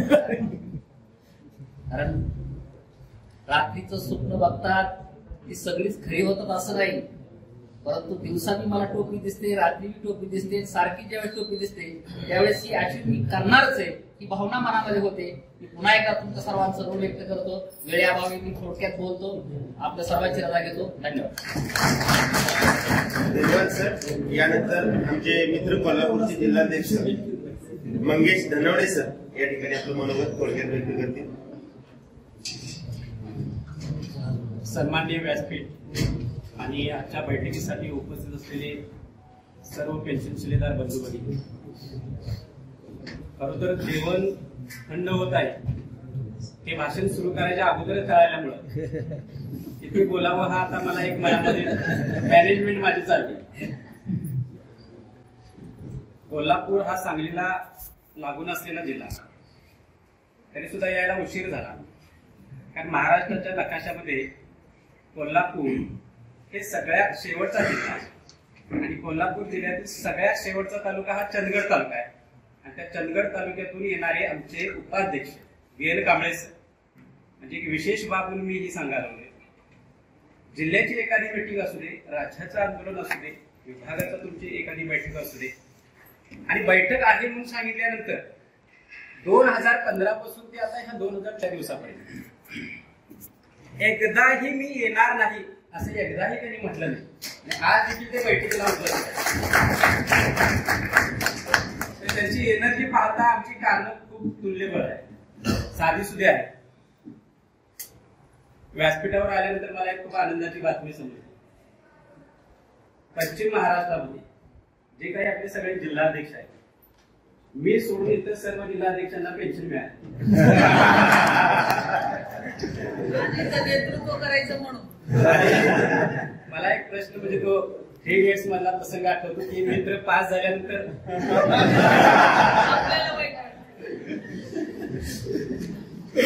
हे मी सांगत होतो विभागीय अध्यक्षांना की असं, ते म्हटले मी पण त्यातच आहे, मला देखील मिळालं. मग जरा समाधान वाटतं. आणि अमोल सुंदे सरांनी सांगितलेला जर नियम लावायचा झाला की बाबा पेन्शन मिळाल्यांना पदावरून आपण बाजूला ठेवू, तर पश्चिम महाराष्ट्राला राज्याध्यक्ष पण आले. पुणे विभागीय अध्यक्ष बोलायचं. त्यांनी सांगितलं की अंतरुणात बसून सुद्धा काही लोक मेसेज टाकतात. मला तर अनुभव असा आलाय की एखादा निर्णय होणार आहे, ज्यावेळी समजतं, त्याची कुणकुण लागते, त्यावेळी 4 दिवस अगोदर जाऊन काही लोक निवेदन देतात. आणि ज्यावेळी निर्णय होतो त्यावेळी त्या निर्णयावर किंवा त्या निवेदनावर निर्णय झाला हे सांगण्यासाठी जवळजवळ 1 ते 2,000 शब्दांची पोस्ट असते. मी काल एक पोस्ट वाचली, मजेशीर पोस्ट होती. आपल्याला DCPS धारकांना 2021 ते 23च्या दरम्यानचं व्याज मिळालं नाही. व्याजाची मागणी आपण राज्य स्तरावर करतोय, पण जिल्हा स्तरावर मी एक निवेदन वाचलं की त्यांनी वित्त विभागामध्ये निवेदन दिलं आणि वित्त विभागानं ते निवेदन शिक्षण विभागाला पाठवलं. म्हणजे एका मजल्यावरून दुसऱ्या मजल्यावर खाली पाठवलं. पण हे सांगताना त्यांनी जवळजवळ 2,500 शब्दांची पोस्ट दिली.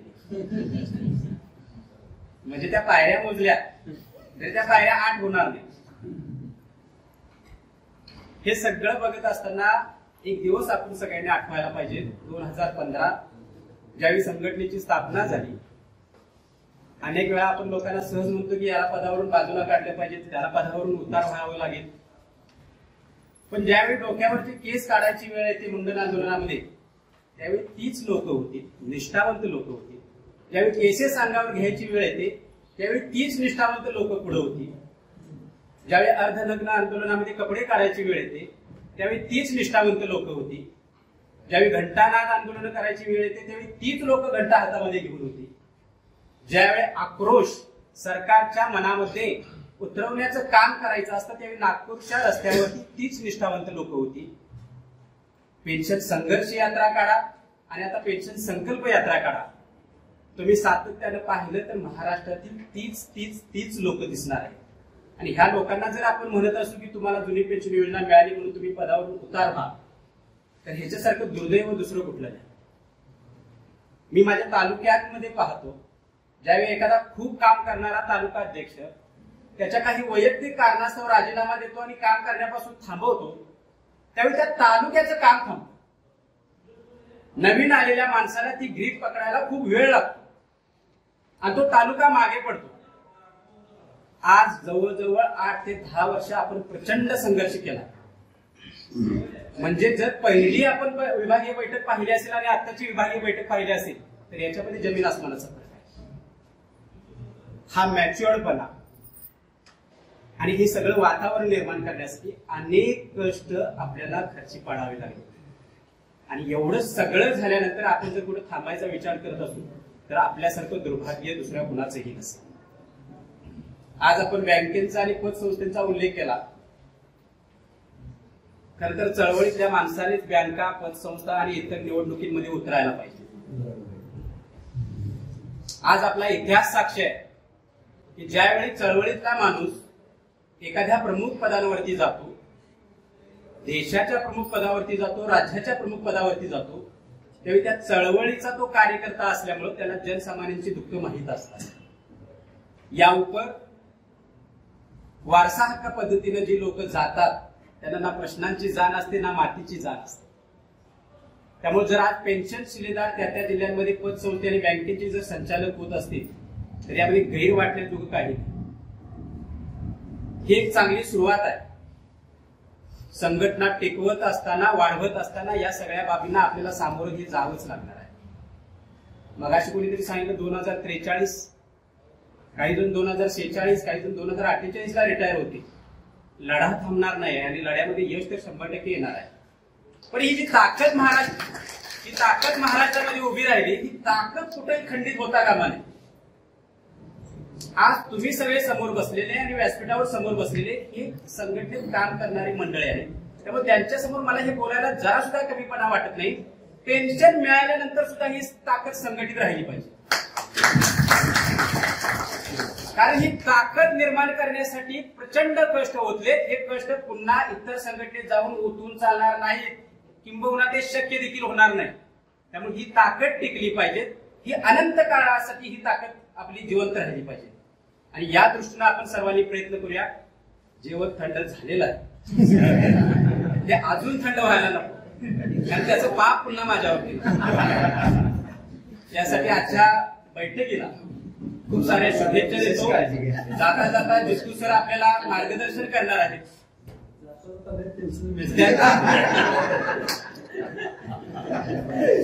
जाता जाता यासाठी शब्द वापरला. जेवल्यानंतर एकमेव एक वक्ती तेच राहणार. एक प्रश्न सातत्याने आपल्या मनामध्ये राहतो. अमोल सरांनी सुद्धा मगाशी बोलून दाखवला. त्याच प्रश्नाला वेगळ्या अर्थाने मी थोडंसं घेतो. कर्मचारी संघटना चालवत असताना प्रत्येक आंदोलनाचा शेवट हा यशस्वीच झाला आहे हे नेतृत्वाला पटवून द्यावं लागतं. अन्यथा त्याचा परिणाम हा पुढच्या आंदोलनावर होत असतो. आज घडीला आपण सत्तेत असलेल्या पक्षांना न कळतपणे वोट फॉर ओपीएस हे अभियान राबवून विरोध देखील करणार आहोत आणि ठामपणे विरोध करणार आहोत. पण एकंदर देशाची परिस्थिती पाहता आणि भविष्य काळात होऊ घातलेल्या विधानसभेची परिस्थिती पाहता आपल्याला आपल्या कर्मचारी संघटनेची ताकद आणि सत्तेत असलेल्या पक्षावरचा वचक हा कायम ठेवण्यासाठी वोट फॉर ओपीएसचा आपल्याला काही तोटा होईल का याची सुद्धा काळजी आपल्याला घेणं खूप आवश्यक आहे. हे ह्यासाठी म्हटलं, कर्मचारी संघटना आपण चालवतोय, राजकीय संघटना आपण किंवा राजकीय पक्ष चालवत नाही. राजकीय पक्षांना थेट छड्डूच ठोकायचा असतो, त्याशिवाय त्यांचं महत्व देखील वाढत नाही. पण कर्मचारी संघटनेला त्यांच्या आंदोलनाचा शेवट हा विजयातच करावा लागतो, किंबहुना तसं दाखवावं लागतं. आणि त्या दृष्टीने सुद्धा आपल्याला विचार करायला पाहिजे की राज्याची परिस्थिती आणि देशाची परिस्थिती कशी आहे. आणि आपल्याला ह्या सगळ्या गोष्टींना सामोरे जात असताना वोट फॉर ओपीएसचा जो शेवट होईल तो आपल्याला कशा प्रकारे घडवून आणायचा आहे. कारण ते घडवून आणणं आपल्या हातात असतं, ते नेतृत्वाच्या हातात असतं. हे सगळ्यांनी भान ठेवणं खूप गरजेचं आहे. त्या अनुषंगाने सरांनी मार्गदर्शन करावं अशी देखील विनंती करतो. आणि पुन्हा एकदा जाता जाता विभागीय अध्यक्ष सागर खाडे सर, जोपर्यंत जेव्हापासून तुम्ही विभागीय अध्यक्ष झालाय पुणे विभागामध्ये एक शिस्तबद्धपणा आला. हे मला या अगोदर आठवत नव्हतं की बाबा एखादी समस्या निर्माण झाली तर विभागीय अध्यक्षांना फोन लावायचा म्हणजे कुणाला लावायचा. पण आज किंबहुना एक व्यक्ती डोळ्यासमोर येते. हे त्यांचं श्रेय आहे, त्यांची मेहनत आहे आणि त्यांनी मिळवलेला. आज इतक्या सुंदर प्रकारे बैठक आयोजित केल्याबद्दल विभागीय अध्यक्ष असतील, सांगली जिल्हाध्यक्ष अमोल शिंदे सर असतील, आमचे मित्र सरचिटणीस स्वप्नील मंडले सर असतील, आम्ही क्लासमेट आहोत आणि संपूर्ण सांगली टीम सरांना एकदा अभिनंदन करतो आणि मला बोलण्याची संधी दिल्याबद्दल आपले आभार व्यक्त करतो. धन्यवाद. धन्यवाद मंगेश सर. यानंतर अविनाश करपे सर, सातारा सध्या जिल्हाध्यक्ष म्हणून काम बघतायत. करपे सरांना विनंती करतो त्यांनी आपलं मनोगत व्यक्त करावं. सगळी चर्चा जेवणापर्यंत आलेली आहे. दनवडे सर, तिसरा इडियट तो मला माग बसून बसून शोध लागला. मी काय 2009 ला नेमणूक असल्यामुळे मी काय त्यांच्यामध्ये नाही. परंतु आमचे विभागीय कोषाध्यक्ष आहेत, त्यांची पत्नी जुन्या पेन्शनमध्ये आहे सर. तरीही या लढ्याला प्राणपणानं प्रत्येक आंदोलनाला तुम्ही जसं ज्या पद्धतीने सांगितलं उपस्थित असतात. म्हणजे घरातली एक व्यक्ती जुन्या पेन्शन धारक असताना सुद्धा एवढ्या मोठ्या जबाबदारीनं काम करणारा आमच्या जिल्ह्याचा खंबीर नेता हा खऱ्या अर्थानं ह्या जोडीबरोबर आपण 3 इडियट म्हणून धरला पाहिजे. आपण सगळ्यांनी ज्या चर्चेला आतापर्यंत सुरुवात झाली, नाशिकमध्ये पण आमची चर्चा झाली त्या विषयावर, मी ठामपणे सांगितलं अमोल सर तुम्ही आमचे लीडर आहात आणि लीडर कधी रिटायर होत नसतो. आपण संघर्ष त्यांचा जवळून पाहिलेला आहे. म्हणजे आज फार भावनिक क्षण आहे माझ्यासाठी, कारण माझं डीएड या जिल्ह्यामध्ये झालं, सेवेची आरंभ या जिल्ह्यामध्ये झाला. संघटनेचं जे काय बोटाला धरून शिकण्याचं माझं वय होतं ते सगळं मी या जिल्ह्यामध्ये माझं गेलं. स्टुडंट फेडरेशन ऑफ इंडियाच्या माध्यमातून आंतरवासिता रद्द करण्यासाठी या मिरजच्या रस्त्यातून आम्ही मोर्चा आंदोलनं केली आणि हे सगळं घेऊन सातारा जिल्ह्यामध्ये आज आपल्या पेन्शनच्या योगदान देत आहे. खरं तर मला या निमित्तानं आवर्जून सांगावं वाटतं की रिटायर होऊन ज्यांची मुलं रिटायरमेंटला आली अशांवर तुम्ही विश्वास ठेवता, कितीही वेळा विश्वासघात होतो आणि ते म्हणतात आम्ही जुनी पेन्शन देतो तरी तुम्ही तिकडे जाता. बरोबर आहे ना? आणि मग आपले नेते आपले मार्गदर्शक अशा पद्धतीनं उन्हातानामध्ये नागपूरला मुंबईला चालत असतात. आम्ही बघितलंय 2014 पासून किती संघर्ष उभा केलेला आहे. आणि आपण लगेच कुणीतरी आपल्याला येऊन पिन मारतं, चला रे आठवा बाजूला, लगेच आपण झेंडा घेतो, दुसरा पळतो. मी आज या व्यासपीठावर जाहीरपणे सांगतो, मी राज्याध्यक्ष साहेबांना नाशिकमध्येही सांगितलं, इथेही सांगतो, कुणीही कोणत्याही परिस्थितीमध्ये राजीनामा द्यायचा नाही. आमचा त्याला विरोध आहे. त्याचबरोबर पापडे सर अतिशय तळमळीचे कार्यकर्ते, नाशिकमध्ये आमची भेट झाली. मी त्यांना फक्त आवाजाने ओळखलं, माझ्या मागे उभे होते. आम्ही निकम सरांच्या उपोषणाच्या स्थळी बसलो होतो, अंधार होता. मी फक्त आवाजाने ओळखलं. तुम्ही त्यांच्या घोषणा एकदा ऐका, किती तीव्रता, किती जागरूकता एखाद्यामध्ये असू शकते. खरं तर मी काल सगळ्या आमच्या कार्यकर्त्यांना ब्रॉडकास्ट करत होतो की उद्या असं असा पद्धतीचं आहे. एका नावाला मेसेज टाकला, सर जिल्ह्यावर आंदोलन घ्यायला पाहिजे होतं. नागपूर आंदोलन झालं, मुंबईचं आंदोलन झालं, दिल्लीचं आंदोलन झालं. मला म्हणले सर लांब आहे हो, इतक्या लांब नको, आपल्या सगळ्यांचा तोच मुद्दा आहे. त्याला सांगितलं बाबा रे, आंदोलन हे मुंबईला नागपूरला आहे, त्यामुळे तुला घरी येऊन ट्रेनिंग देऊन उपयोग नाही. तुला थोडी तरी त्याची झळ सुचली पाहिजे, थोडी तरी जाणीव तुला त्याची असली पाहिजे. खरं तर आपल्या सर्वांना इथं जे उपस्थित आहेत यांना जबाबदारीची जाणीव आहे. आमच्या सातारा जिल्ह्यातून उपस्थित महिला भगिनी, सगळे बांधव आमचे, प्रत्येकाला कोणती ना कोणती समस्या अडचण आहे, तरीही वेळात वेळ काढून इथं आले. जितेंद्र सर मला एक विशेष वाटलं, मी त्याला सांगितलं की आंदोलन कसं करायचं याचं प्रशिक्षण आहे. बरोबर ना? प्रशिक्षणाला मार्गदर्शक कोणी माहितीये का? म्हटलं अंगणवाडीच्या सेविका आहे, अडाणी शेतकरी आहेत, एसटी कर्मचारी बांधव एक राहिला, तुम्ही या. बरोबर आहे ना? आपल्याला लाज वाटली पाहिजे. आपण प्रस्थापित म्हणतो, सुशिक्षित म्हणतो, शिकलेलं म्हणतो, उच्च शिक्षित आहे, शिक्षक आहे, इतर कॅडरचे सगळं कर्मचारी आहेत, सगळं डिपार्टमेंट आपल्याकडे आहे. आचार्य चाणक्यांचा आपण वारसा सांगतो. जर शासन ऐकत नसेल, राजा ऐकत नसेल, तर ते राज्य हक्क त्याने उलटवून टाकला चाणक्यांनी. बरोबर आहे ना? असा वारसा आपण सांगतो. आणि प्रशिक्षण कशाचं आहे? आंदोलन कसं करायचं मॅडम, घोषणा कशा द्यायच्या, ट्विटर कसं वापरायचं आणि आपला पेन्शनचा हक्क कसा मागायचा याचं प्रशिक्षण. फार एक मोठी आयरोनी, विरोधाभास आहे. परंतु सिस्टमॅटिक पद्धतीने जर युद्ध केलं तर अगदी छोटस राज्य सुद्धा फार मोठ्या बलाढ्य महाशक्तीला हरवू शकतं.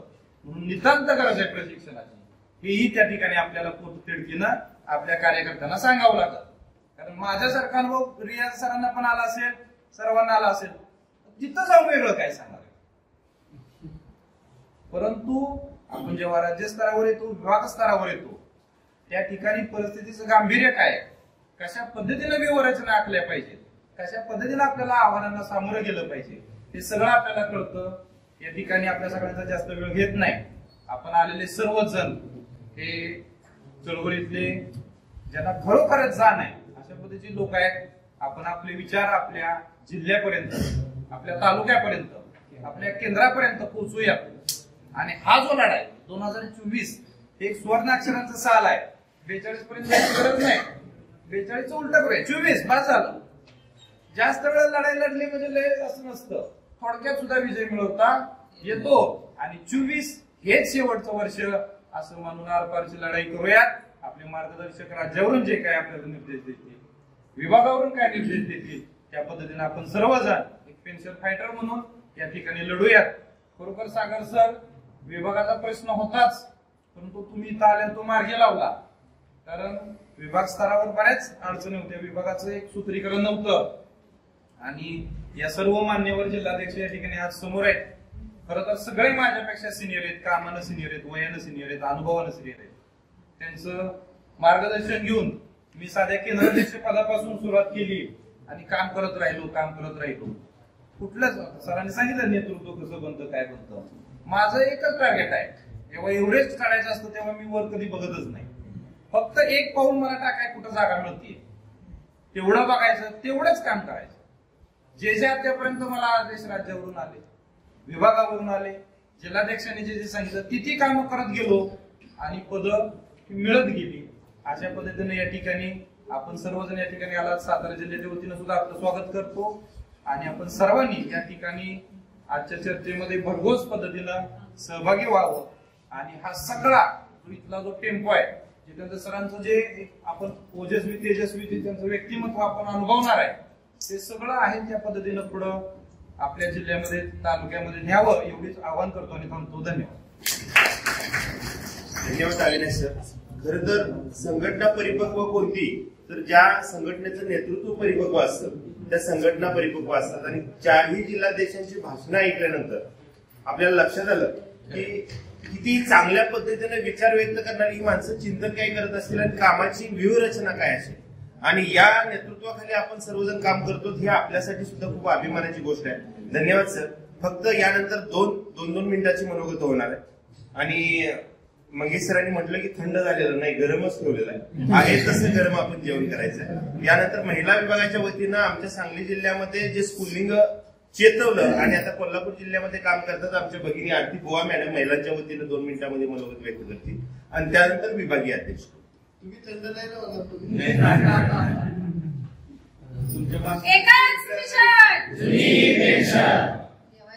सकाळी नाश्ता झालाय थोडा. एकाच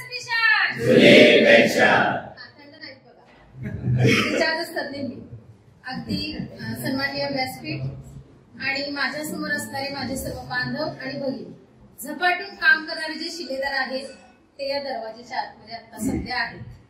खाली तळागाळापर्यंत जाऊन काम करणारे आणि अगदी स्वतःच्या कुटुंबाचा न विचार करणारे सगळे आपण, म्हणजे हे सगळे तुम्ही आम्ही सगळेच आहोत. बोलायला संधी सर म्हणाल तुम्ही 2 मिनिटं बोलणार का? अंगणवाडी सेविकांचा सर तुम्ही विषय काढला तर अंगणवाडी सेविकांनी बंद ठेवून ग्रॅज्युएटी पेन्शन मंजूर करून घेतलं. आशा वर्करनी पगार वाढवून घेतला आणि परवा सांगते पगार वाढलेला जिया काढला नाही म्हणून सुद्धा त्यांनी पुन्हा संप पुकारला. ही त्याची एकी आहे, ती आपल्याला जमली पाहिजे. आणि वोट फॉर ओपीएस जितूभाऊ तुम्ही घेणार आहे ऑनलाईन, तर आपण ती मोहीम प्रचंड चांगल्या उत्कृष्ट पद्धतीने राबवणार आहोतच. पण आमच्या महिला भगिनींना माहित आहे ऑफलाईन कशी राबवायची असते. भाजी खूप असतं, कुठल्याही साध्या कार्यक्रमाच्या कुठल्याही ठिकाणी साधं कॉलनीत जरी उभं राहिलं, कारण मी तरी स्वतः राबवायला चालू केल्या. एक भाजीवाला साधं कुठं स्टँडवर बसून जरी मी रिक्षात निघाले, थोडस त्यांनी निगेटिव्ह बोलण्यासाठी प्रवृत्त केले की आपण आपलं चालूच करायचं. त्याला ऐकू वाटत नाही तर नाही वाटत, तू ऐकच. आणि मलाही बघायचं आहे कसं सरकार पेन्शन देत नाही. कारण आमच्या कोल्हापूरची एक पद्धत आहे बघा, जो देत नाही की नाही त्याच्याकडे हिसकावून आणायचं काही पण होईल. आणि मला या संघटनेमध्ये तयार करण्यामध्ये सगळ्यात जास्त योगदान असणारं माझं सांगली जिल्हा आणि माझी सांगली टीम. आता मी 2019ला कोल्हापूरमध्ये बदलून गेले, पण यांचा जर उल्लेख केला नाही तर ते मला स्वतःला म्हणायला बरोबर वाटणार नाही. कारण हे सगळे माझे बांधव आणि भगिनी इतक्या सक्षमपणे उभे राहिले माझ्या पाठीशी, मला मार्गदर्शन केलं. खूप खूप चांगल्या पद्धतीने ह्या पेन्शनचं काम आता सध्या सगळ्याच जिल्ह्यात चालू आहे, तळागाळापर्यंत चालू आहे, म्हणून सर्व शिलेदारांचा आपल्यावर विश्वास आहे. दुसरीच गोष्ट त्यांनी महत्वाची सांगायची म्हणजे महिलांचं थोडंसं कसं होतंय की आपण कारणं देतो. आता सुद्धा मी इथं आहे तर विविध फॅमिली आले आणि बाळ आता गार्डन मध्ये खेळतंय. मला यायचंच होतं, काय मोठफार उपयोग आहे हे बघायचं होतं आणि सगळ्या ह्या 4-5 जिल्ह्यातल्या लोकांना भेटायचं होतं. अजून वेगळ्या पद्धतीने आपल्याला काही राबवता येईल का हे पाहायचं होतं. आणखी माझ्या इथं आलेल्या सर्व जिल्ह्यातल्या बांधवांना एक माझी विनंती आहे, म्हणजे आमची थोडीशी अडचणी असतात, थोडी कारणं असतात, पण अगदी तळागाळापर्यंत राबवायला एक सक्षम असणारी महिलांची टीम अजूनही आपण बांधणी करायला थोडंसं कुठेतरी मागं पडतोय असं मला वाटतंय. कारण ती एक जोरदार जर टीम झाली, अंगणवाडी सेविकामध्ये पळायला जेंट्स नाही, पण त्या महिला एवढ्या आहेत ना, सक्षम आहेत की त्या घेतातच, काही झालं तरी घेतात. मराठा आरक्षणच्या सर्वेला गेले, अंगणवाडीच्या बाजूला काय मॅडम तुम्ही संप करताय, आमचं जोपर्यंत मंजूर होत नाही तोपर्यंत आम्ही करतोय. तशा पद्धतीनं व्हायला थोडंसं मी मुद्दे सुचवलं तर माझ्या कोल्हापूरची छाप आहे माझ्यावर, त्यामुळं थोडंसं रांगड्या भाषेतच माझं बोलणं असते. आता ज्यांना पेन्शन मिळाली त्याच्या गोष्टीचा इथं उल्लेख बऱ्याच वेळा झाला, तर हे विसरून चाललं नाही. रिटायर झालेले आरडी निकम दादा सुद्धा अख्ख्या राज्यभर आपल्यासाठी सायकल रॅली काढतात. आपण त्यांच्यावर विश्वास ठेवलायच की नाही. मग आता काल परवा नुसता पेन्शनचा GR निघाला तर आपण आपल्या कुठल्याच नेतृत्वावर अविश्वास दाखवायचा नाही. आणि अविश्वास जर कोण दाखवत असेल तर तिथं ठणकावून सांगता आलं पाहिजे की जुन्या लोकांच्या वरिष्ठ वेतन श्रेणीपासून सगळ्या गोष्टी बदलीच्या वगैरे सगळ्या गोष्टीपासून माझ्या नवीन शिलेदारांसाठी लढणारं माझं एकमेव संघटन म्हणजे महाराष्ट्र राज्य जुनी पेन्शनचं. त्यामुळे आपण आपल्यावर शंका घ्यायची नाही. आणि 2045ला मी पण रिटायर होणार आहे, मी तोपर्यंत काय लढणार नाही, त्याच्या अगोदरच पेन्शन मिळणार आहे एवढं माहित आहे. संयोजकांनी मला बोलण्याची संधी दिली, मी जरा सुपरफास्ट घेतले कारण की सगळ्यांना भूक लागल्या. धन्यवाद मॅडम. खरं तर एक खंत आपण व्यक्त केली आहे ती खरी आहे, महिलांमध्ये ताकद भरपूर आहे, पण अजून ज्या पद्धतीने या चळवळीमध्ये महिला भगिनी उतरायला पाहिजे त्याला मर्यादा येतात.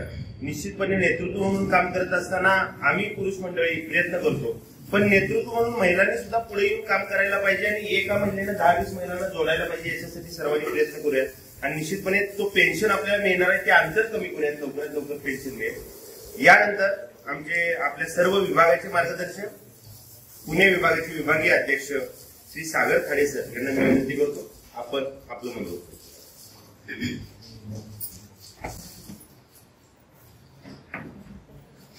नमस्कार सर्वांना. एकच मिशन व्यासपीठावरती उपस्थित मान्यवर आणि खऱ्या अर्थानं जुनी पेन्शन मिळवण्याच्यासाठीची चळवळ जे रोखता आपण सुरू केलं आणि आज त्या चळवळीचं जो वटवृक्ष झालेला आहे, ज्यांनी वटवृक्ष केला आहे ते तुम्ही बसलेले खालचे सर्व आधारस्तंभ. आता रमेश सरांनी मगाशी सांगितलं की जे सगळे जिल्हाध्यक्ष आहेत पुणे विभागातल्या त्या जिल्हाध्यक्षांनी अतिशय प्रभावीपणानं आपापली मतं मांडलेली आहे आणि त्याच पद्धतीनं आमच्या महिला भगिनी गोवा मॅडमनी कोल्हापुरी भाषेमध्ये रांगड्या भाषेमध्ये त्यांचं मत व्यक्त केलं. आता माझी नेहमीच अडचण होती की एवढ्या सगळ्या मोठ्या लोकांनी त्यांचं मनोमत व्यक्त केल्यानंतर त्यांच्यापेक्षा वेगळं असं काय सांगायचं.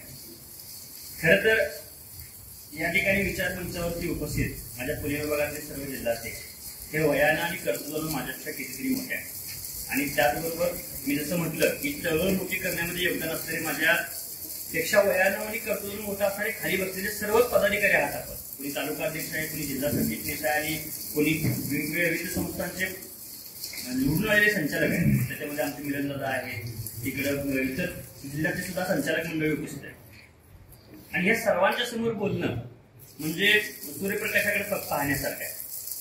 माझी त्यावेळेलाही अडचण झाली होती ज्यावेळेला रितेश खांडेकरांनी 2-3 वेळा मला कॉल करून पुणे विभागामध्ये पुणे विभागीय अध्यक्षपदाची धोरण सांभाळण्यासाठी विनंती केली होती आणि मी त्यावेळेलाही सांगितलं होतं की मला आता मी जिल्हाध्यक्ष रत्नागिरीचं केलेलं आहे. इथं सांगलीमध्ये अतिशय दर्जेदार काम अमोल शिंदे सरांच्या नेतृत्वामध्ये त्यांची टीम करत होती आणि आता मला त्यांच्यासोबत फक्त जाऊन जरा रिलॅक्सने काम करू दे अशी माझी मी त्यांना 2-3 वेळा बोलून दाखवत होती की आता माझं पदाची जबाबदारी नको, आणि त्यातल्या त्यात पुणे विभागाने जसं सांगितलं, आमच्या मंगेश दादांना सांगितलं की थोडं विभागीय कार्यकारी थोडीशी डळमळी होती आणि ते घेताना थोडस अडचणीचं होतं.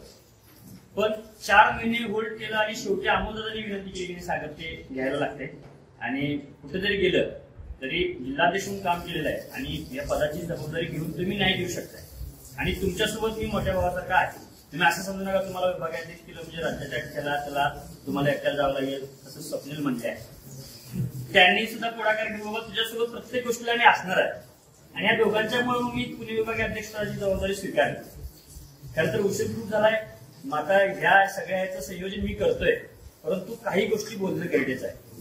जितू दादा, खरं तर अमोल सरना माहिती आहे, संतोष दादा सुद्धा माहिती आहे, मंगेश आपल्याला सुद्धा माहिती आहे की राज्य कार्यकारिणीच्या बैठकीमध्ये अमोल सर पुणे विभाग म्हटलं की नेहमीच आपण सगळ्यापेक्षा कमी असतो.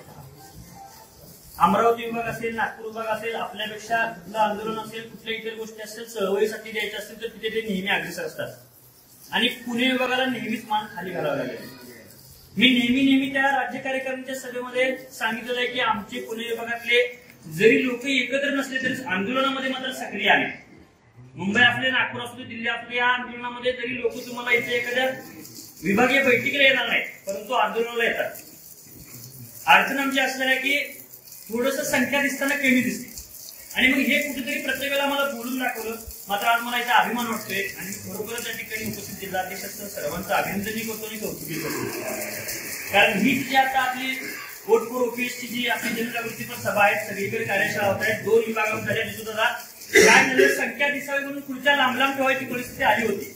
मी बघितले, सगळे कुठं पण बघितलं असतील की कुठेतरी आपण एखादं हे करतोय, ते करत असताना संख्या दिसावी म्हणून खुर्च्या लांब लांब ठेवून बसून फोटो काढायची परिस्थिती होती. मात्र आज आपण बघतोय की आज माझ्या पुणे विभागाचे 5 जिल्ह्यातील जिल्हाध्यक्षांनी आणि त्यांच्यासोबत काम करणारे कार्यकर्ते मोठ्या संख्येने उपस्थित आहेत. वेळ जरी झाला असला तरी राज्यावरनं काही आपल्याला ज्या सूचना आल्या त्या तुमच्यासोबत मांडणार आहे. जास्तीचं काय बोलणार नाही. वोट फॉर ओपीएस हे काय आहे, खरं तर आपण फक्त वोट फॉर ओपीएस म्हणतो, मात्र तुम्हाला जितू सांगितल्यानंतर लक्षात येईल की वोट फॉर ओपीएस काय ती मोहीम कशी राबवायची.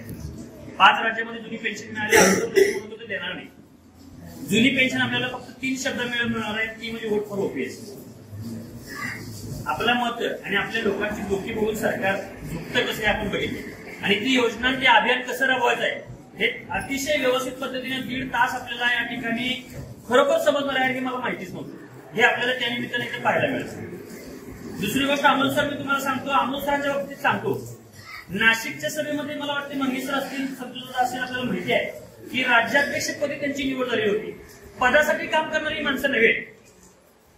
त्यांनी आता सगळ्यांच्या बोलण्यात हा मुद्दा आला की त्यांना पेन्शन मिळालेली आहे. मंगेश सर सोडले तर सगळ्यांना जुनी पेन्शन मिळालेली आहे. तरी सुद्धा उत्साहानं सोबत कार्यकर्ते घेऊन या मेळाव्यासाठी उपस्थित आहे.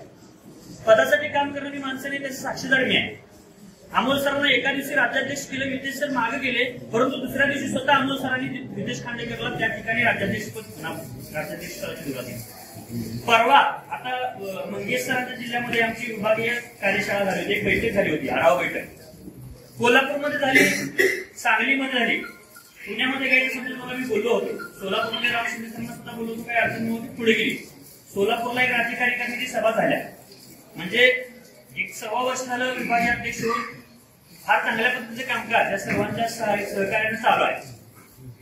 तर सांगली जिल्ह्याची जी आमची विभागीय बैठक होती, आढावा बैठक, शिक्षक बँकेमध्ये ती बैठक झाली. सगळेच्या सगळे 10च्या 10 तालुका अध्यक्ष होते आणि 10ही तालुका अध्यक्षांच्या साक्षीनं अमोल शिंदे सरांनी त्यांच्या जिल्हाध्यक्षपदाचं राहिले. त्याचं कारण होतं की बाबा पाणी एका ठिकाणी साचलं तर ते गढूळ होतं, नवीन नेतृत्वाला संधी देऊया.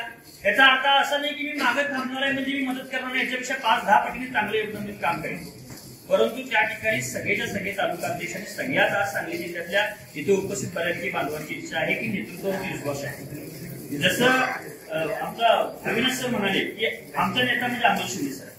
अगदी राज्यामध्ये सगळ्यांना जर विचारलं तर कुणीही सांगेल की एक अभ्यासपूर्ण नेतृत्व कुठल्याही समस्येला मुळापासून कसं सोडवायचं, एक अभ्यासपूर्ण मांडणी आणि अधिकाऱ्यांच्या मध्ये स्वतःची एक वचन, एक इमेज कशी तयार करायची, संघटनेची चळवळी ते त्यांच्याकडनं शिकलं पाहिजे आणि ते काम त्यांनी केले. त्यामुळं मी ऑनलाईन बैठकीमध्ये सुद्धा सांगितलं होतं की राजीनामा दिल्याने प्रश्न सुटणार नाही, पेन्शन मिळणार नाही.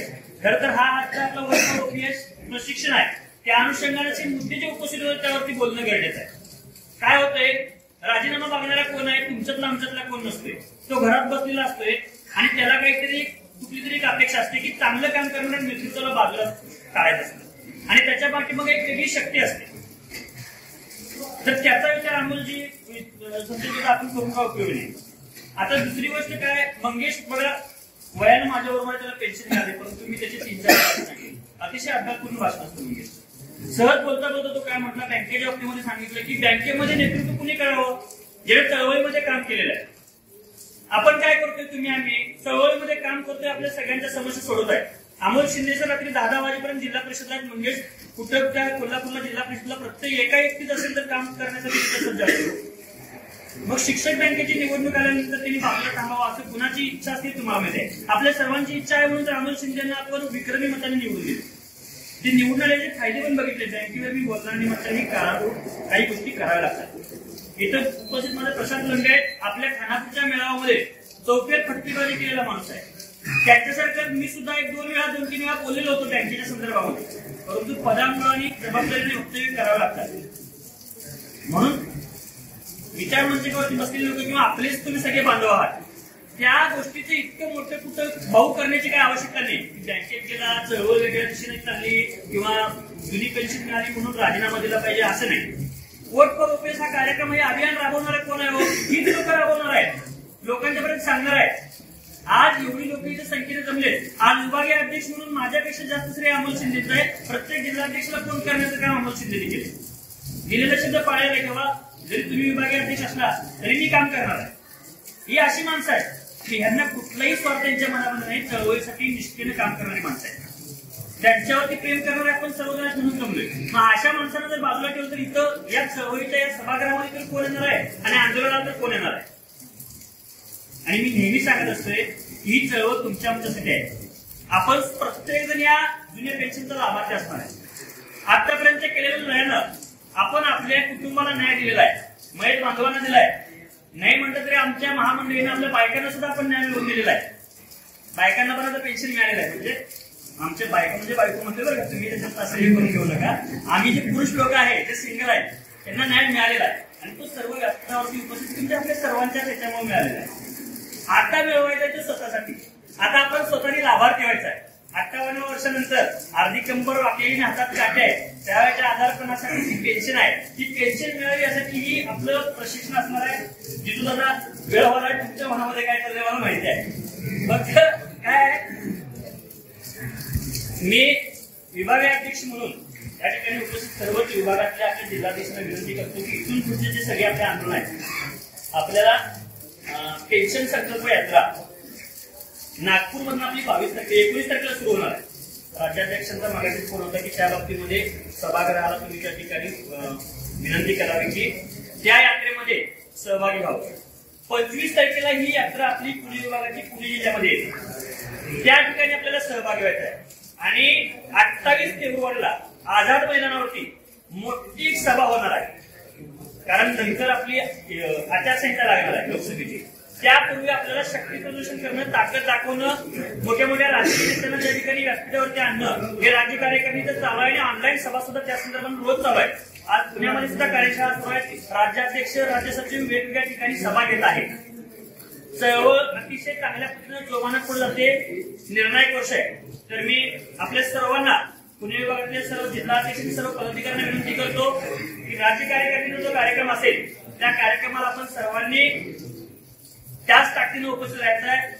आमच्या अविनाश खरपेंचं भाषण ऐकून मला सुद्धा इतकी प्रेरणा वाटत, इतकं चांगलं भाषण करायला करू बाबा. आणि आपण सुद्धा कार्यकर्ता असल्यानंतर जो उत्साह बसून होतो ना ते वाटत होतं. मी ठरवलं होतं काहीच बोलायचं नाही, फक्त विनंती करायची. आपणच ह्या वेळ झालाय पण बोलणं गरजेचं होतं. आता इथनं बाहेर पडल्यानंतर जितू दादा असं काय वाटत होते, मला बोलले काय बोलले माहितीये काय, जेवल्यानंतर काय ते प्रशिक्षणात सगळे लक्ष देतील, काय जरा दुर्गा लागतोय काय अजिबात लागत नाही. आता त्यांच्यातली शक्ती जरा कमी झाल्या. जेवल्यावर ऐकण्याची शक्ती जबर वाटणार आहे.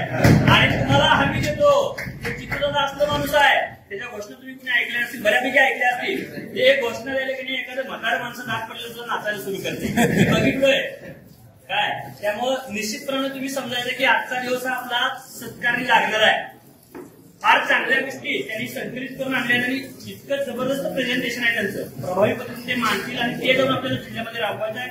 तर अल्पोपहारानंतर आपल्या जेवणानंतर सर्वांनी जेवढी लोक आता इथं आहेत त्या सर्वांनी या ठिकाणी उपस्थित राहावं ही विनंती करतो. आणि आयोजक